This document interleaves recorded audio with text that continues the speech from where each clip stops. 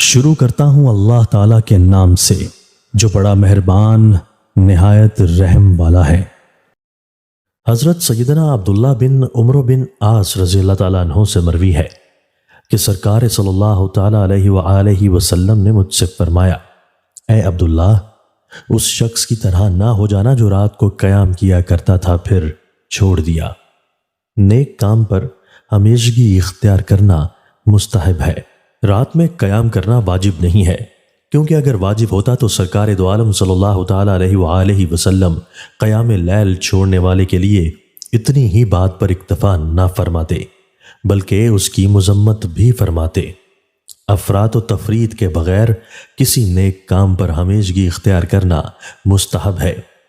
حدیث مذکور میں اس بات کی طرف اشارہ ہے کہ جو نفلی عبادت کا عادی ہو پھر بلا عذر اسے ترک کر دے تو یہ مکروہ ہے، یعنی اس خصلت میں فلاں کی طرح نہ ہو جانا کہ وہ رات کے بعض حصے میں نماز تہجد پڑھتا تھا پھر بغیر کسی عذر کے اسے چھوڑ دیا، بس جس چیز کو اس نے اپنے ذمہ لیا تھا وہ اس پر ثابت قدم نہ رہا۔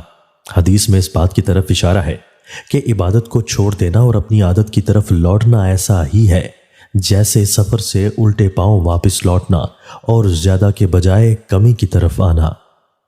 جنت میں داخلہ کس کے لیے ممنوع؟ حضرت سیدنا ابو ہریرہ رضی اللہ تعالیٰ عنہ سے روایت ہے کہ رسول اللہ صلی اللہ تعالیٰ علیہ وآلہ وسلم نے ارشاد فرمایا، میری ساری امت جنت میں داخل ہوگی سوائے منکر کے۔ عرض کی گئی، یا رسول اللہ صلی اللہ تعالیٰ علیہ وآلہ وسلم منکر کون ہے؟ فرمایا، جس نے میری اطاعت کی وہ جنت میں داخل ہوا اور جس نے میری نافرمانی کی وہ منکر ہوا۔ منکر سے کیا مراد ہے؟ حضور نبی رحمت شفیع امت صلی اللہ تعالیٰ علیہ وآلہ وسلم نے فرمایا، میری ساری امت جنت میں داخل ہوگی سوائے منکر کے۔ یہاں جنت میں جانے کی بشارت امت اجابت کے لیے ہے اور جنت سے ممانعت امت دعوت کے لیے ہے، یعنی جنہوں نے اسلام قبول کیا وہ جنت میں جائیں گے اور جنہوں نے اسلام کا انکار کیا وہ کفر و شرک کی تاریک وادیوں میں بھٹکتے رہے، وہ ہرگز جنت میں داخل نہ ہوں گے۔ حضور نبی کریم صلی اللہ تعالیٰ علیہ وآلہ وسلم سے دریافت کیا گیا، منکر سے کیا مراد ہے؟ تو فرمایا کہ جس نے میری فرما برداری کی یعنی قرآن و سنت کو مضبوطی سے تھاما وہ جنت میں داخل ہوگا، اور جس نے میری نافرمانی کی اور بدعت کا راستہ اختیار کیا اور نفسانی خواہشات کی پیروی کی تو اس نے نافرمانی کی اور وہ جنت میں داخل نہ ہوگا۔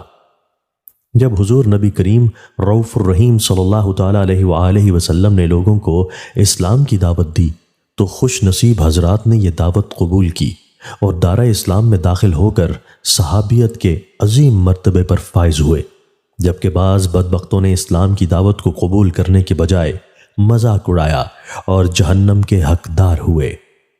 اللہ عز و جل سے دعا ہے کہ وہ ہمیں عبادت میں خشوع و خضوع عطا فرمائے اور ہماری تمام خطاؤں کو اپنے پیارے حبیب صلی اللہ تعالیٰ علیہ وآلہ وسلم کے صدقے معاف فرمائے، آمین۔